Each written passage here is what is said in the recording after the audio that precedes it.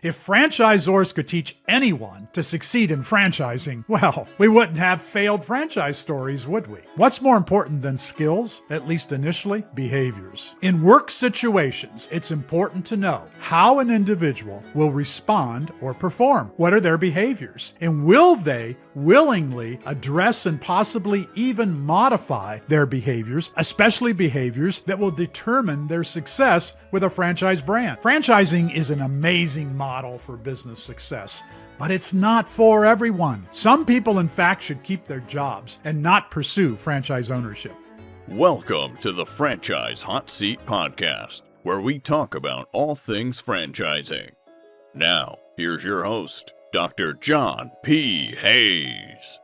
Part 2 on the topic of responsible franchising. Franchisor Aaron Harper of Rolling Suds says, handpicking franchisees is an art that defines responsible franchising. Yes, I agree. He also says franchisees must have the right skills to be accepted as a franchisee. Again, anyone who knows what I teach knows I agree. But that's where the lesson in responsible franchising may fall short, and where much of this recently initiated talk about responsible franchising is just that, talk. Responsible franchising hasn't been historically a popular topic, but there have been many discussions about choosing the right franchisees. It's not a topic franchisors at large embrace. There's often discussion at conferences and on webinars about choosing franchisees wisely, but no one has a patent on the process. And it often seems like franchisors think it's okay to cut some corners to reduce the cost of selling a franchise, or flat out missing an opportunity to get the sale. Is missing a sale more tragic than saving the wrong franchisee from failing? Initially, skills are less critical in franchising than our behaviors. Skills can be taught, and it's the franchisor's responsibility to teach most of the skills, especially those that are pertinent to success in the franchise business. Of course, some skills have to come with the franchisee. There are some things franchisees must already know how to do, and if they don't, it's not responsible to sell them a franchise. Some franchisors will have you believe that the skills of the franchise prospect don't matter. Once we sell a franchise, we can turn anyone into a success story. No, they can't, and they don't. At least not in my 40 plus years in franchising. If franchisors could teach anyone to succeed in franchising, well, we wouldn't have failed franchise stories, would we? What's more important than skills, at least initially? Behaviors. In work situations, it's important to know how an individual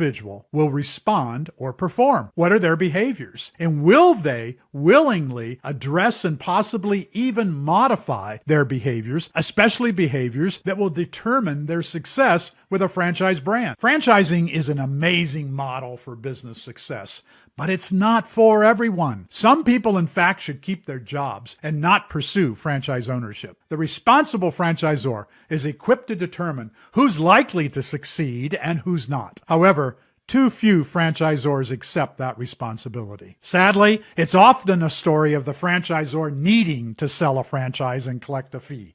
I've seen it occur countless times over 4+ decades. We, the community, need to look closer at how franchisors choose franchisees. The practice is not just an art, as Harper says. It's a science as well. Too many franchisors ignore that part of the equation. A tool that's available to every franchisor, one that every prospective franchisee should demand before buying a franchise, is a personality profile. Most franchisors do not use this tool, and failure to do so can never be considered responsible franchising. Every franchise brand is different. Every brand has its own personality. Choosing a franchisee whose behaviors and skills do not complement the brand's personality is a mistake. Franchisors can easily determine their brand's personality and use that discovery to choose franchisees who have a better chance of success. When franchisors use a personality profile and match a prospective franchisee's personality results to the top performers in the franchise, that's the first step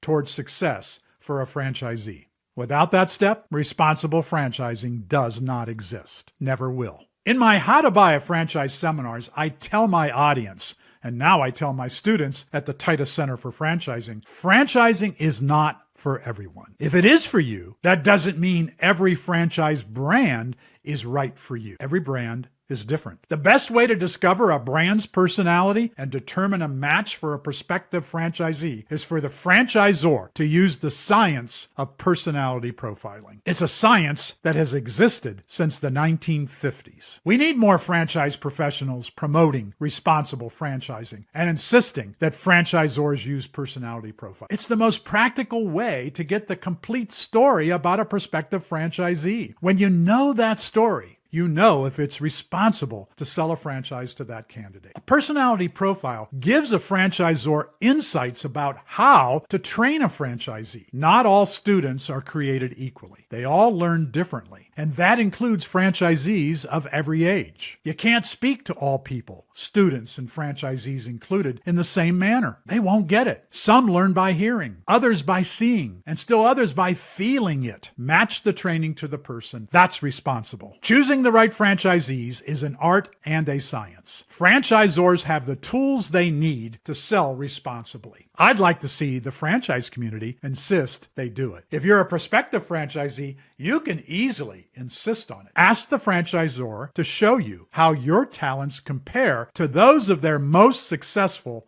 franchisees. Keep in mind, if your talents do not compare favorably with the most successful franchisees, you and the least successful franchisees may share the same talents. Finally, a profile that matches the most successful franchisees will not guarantee success. There are other factors, including money, location, and demographics, to name a few. It's only responsible franchising when the sale includes choosing the right franchisees. And choosing the right franchisees begins with knowing the complete story about a franchise candidate. I'm interested in what you think, so please leave your comments and feel free to contact me directly at tituscenter.com. Here's to responsible franchising. Thanks for tuning in to the Franchise Hot Seat Podcast with Dr. John P. Hayes. Tune in next time for more conversation around all things franchising.